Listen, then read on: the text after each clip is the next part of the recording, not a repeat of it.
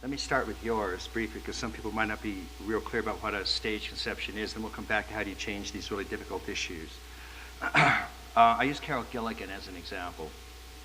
A lot of people, Carol Gilligan did a wonderful book called In a Different Voice. And it's probably one of the most widely quoted books that feminists use to demonstrate that men and women tend to reason differently. And in part, that is what she said. In that book, she made two very important points, one of which has been repeated a lot, and one of which is almost entirely ignored. Ironically, the part that was repeated hasn't held up very well. The part that was ignored has more data today than it ever did. It's a very, very strong point, but I'll mention both of them. She wanted to point out that men and women tend to reason differently about moral issues, and that men tend to think in terms of a logic of rights and justice, and women use the logic of care and relationship and responsibility. So we summarize it by saying men tend to think more agentically and women more relationally or communally. Some people say, and that also men tend to think hierarchically. They're always ranking, and many reasons for that. And women tend to think in terms of linking. So they're more relational and so on. And so a whole, Rianne Eisler and so many feminists said, okay, the difference is men have this harsh ranking, hierarchical, oppressive kind of way of being, and women are touching and healing and caring and so on. That's only half of what she said. She did say that women tend to think non-hierarchically, and men think hierarchically. But both men and women's thinking develops through 4 hierarchical stages. So women's linking thinking develops through 4 stages, which she called selfish, care, universal care, and integrated. So that's a linking type of thinking, but that linking develops through 4 ranked stages, and each stage is higher. It's better. It's more inclusive. The way developmentalists decide that is very, very common, and they all proceed in essentially similar fashion. You take a group of people about this size, and you find a way to irritate them. And usually it's by asking a question that they really don't want to think about very much. And then you drill them and see what they say. She asked a simple question: does a woman have a right to an abortion? This is a variation on Lawrence Kohlberg did the same thing. He started using men. She used women only. And one of his famous questions was: a man is married to a woman who has a terminal illness. He can't afford a medicine that would cure her.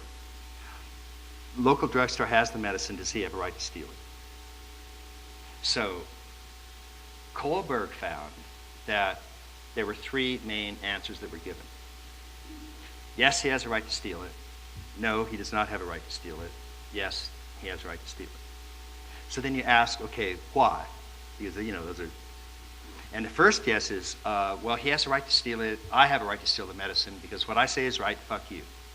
And that's known as the egocentric or pre-conventional answer. Then the next answer is, no, you can't steal medicine. And you say, why? Well, that's against the law. That would be horrible. That's terrible. What would happen if everybody did that? That's a conformist or conventional answer. Then the third response is, yes, he has the right to steal the medicine.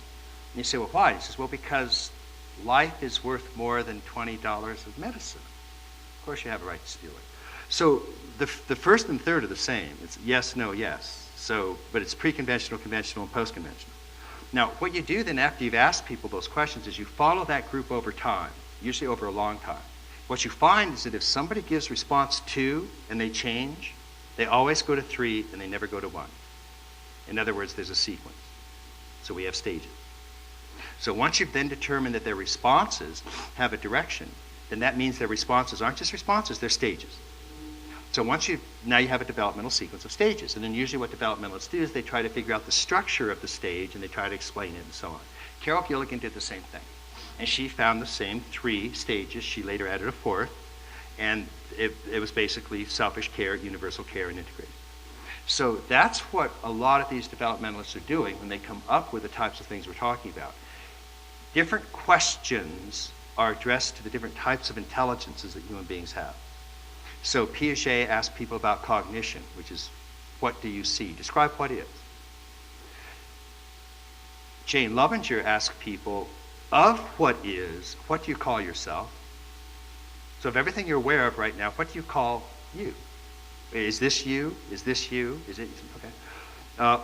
Abe Maslow asked people, of the things you're aware of right now, what do you want? Or what do you need? Claire Graves said, of the things that you're aware of right now, what do you value? Tell me what you value. Why is it important? That kind of thing.